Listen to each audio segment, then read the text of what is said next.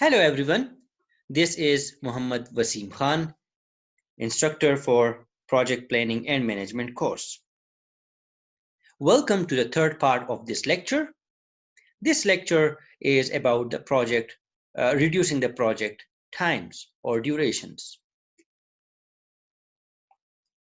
In this lecture, we will talk about the project cost and duration graph, and we will also discuss the construction of the project cost duration graph. We will also discuss the project creation process as well. Excuse me. Now let's talk about the project cost duration graph, and we will discuss the different types of the project costs here. This graph illustrates the nature of a project cost. The project cost for each duration is actually the sum of indirect and direct costs. Indirect costs continue for the whole life of the project. Hence, any reduction in project duration means a reduction in indirect costs. Direct costs on the graph grow at an increasing rate as the project duration is reduced from its original planned duration. With the information from a graph, such as this, for a project, managers can quickly judge any alternative, such as meeting a time to market deadline. Let's talk about the project costs. That is two types of project costs we will discuss here, the project indirect cost and the project direct costs. Project indirect costs generally represent overhead costs such as the supervision or administration, consultants, and interest cost. Indirect costs cannot be associated with any particular work package or activity.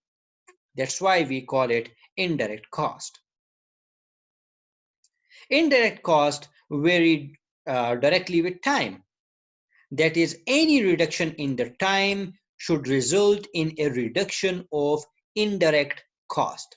For example, the daily cost of supervision, administration, and consultants are $2,000. Any reduction in project duration would represent a savings of $2,000 per day, because the cost of the supervision and administration and consultants are $2,000 per day. So if the project duration is reduced, it means, for example, if it is reduced for 3 days, then it means that the project is saving $6,000 per 3 days. So if indirect costs are a significant percentage of the total project cost, reduction in project time can represent very real savings. Now let's talk about the project direct cost. Project direct costs commonly represent labor, material, equipment, and sometimes subcontractors as well. Direct costs are assigned directly to a work package and activity. That's why we call it the project direct costs. The ideal assumption here is that direct costs for an activity time represent normal costs, which typically mean low cost, efficient methods for a normal time. When project durations are imposed, when the project deadlines are actually imposed, then in that time, the direct cost may no longer represent low cost or efficient methods.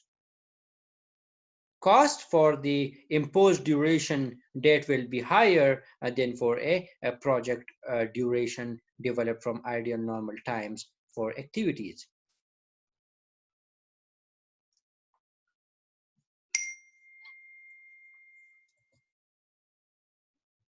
So let's discuss that reducing the project duration to reduce the project cost. The first thing is that you have to identify the direct cost to reduce the project time. And how to identify direct cost to reduce the project time? You have to direct, you have to gather information about direct and indirect cost of specific project durations. Then you will have to search the critical activities for lowest direct cost activities to shorten the project duration.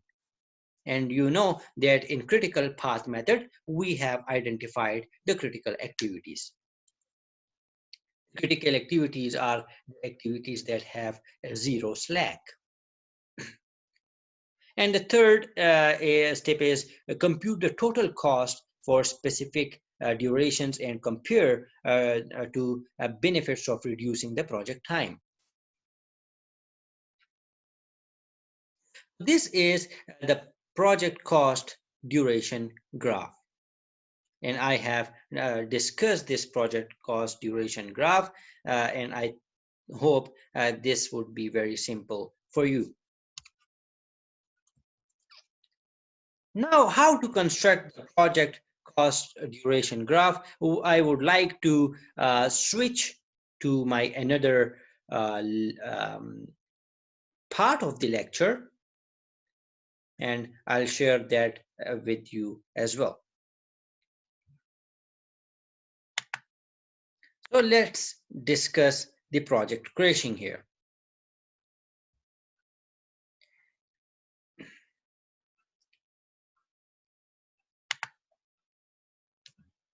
Trade-offs and project crashing. You know, it is not uncommon to face the following situations. That is, the project is behind schedule or the completion time has been moved forward. And I have discussed this at the start of this lecture.